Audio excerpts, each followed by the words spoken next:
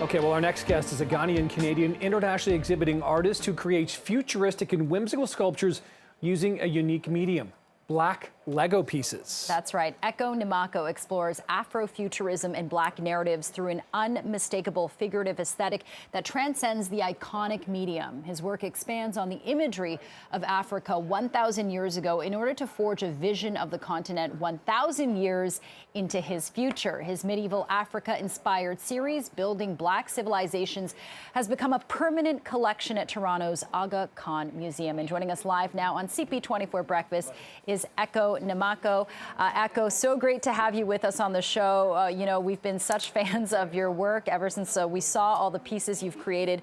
Let's talk about your work because it is Black History Month, and I find it fascinating that your work delves into so much of Black history, but bringing that into the future with these themes of Afrofuturism. Your piece, I believe, Kumbe Saleh 3020 CE, made with 100,000 Lego pieces.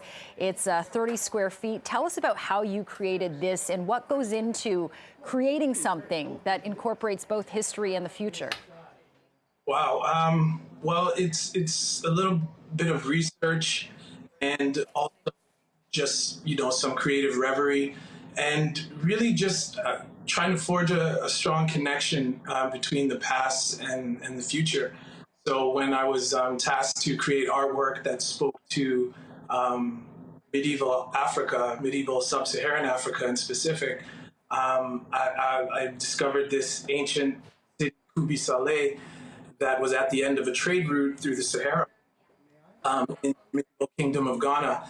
And I felt like it was important to reach into that to transport us into the future.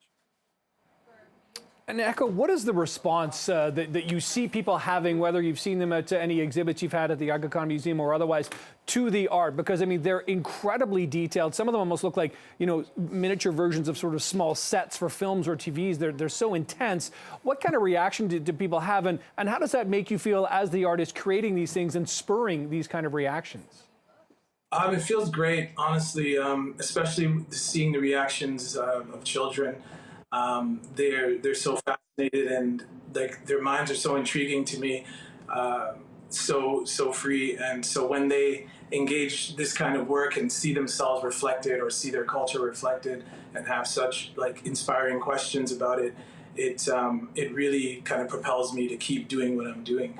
So it's been great. And the recent partnership with the Lego Group is flourishing. So it only means that I'm going to be able to bring my work to more people in the world. Absolutely. And Ekow, you talk about children looking at your work, drawing, I guess, inspiration to build as well. We know Lego is such a medium we all kind of grew up with. When did you start using Lego to create your artworks, and why did you gravitate toward it to display your work? Right. Well, I could say I've been using Lego my entire life. I didn't always know it was an artistic medium. It was just playing with Lego, and I enjoyed it a lot.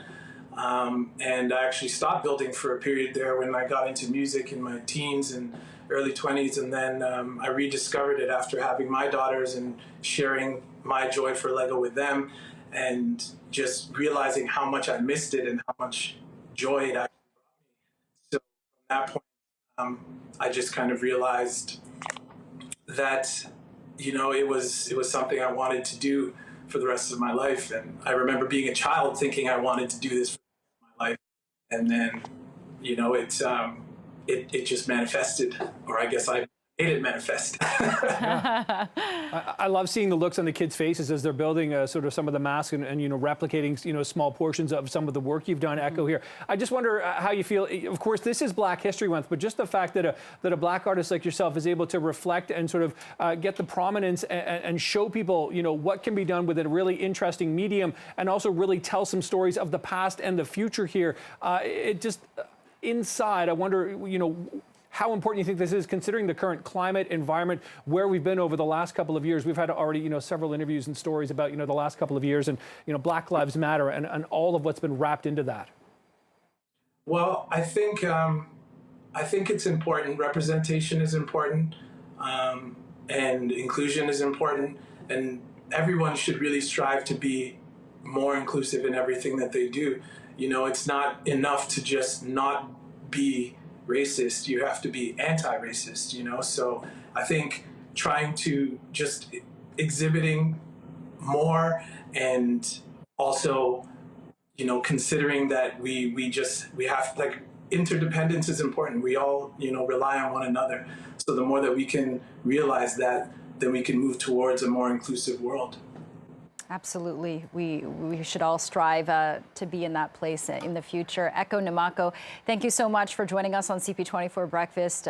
Big fan of your work and appreciate you joining us. Take care. Beautiful work indeed. Thanks, Ekow. Thank you.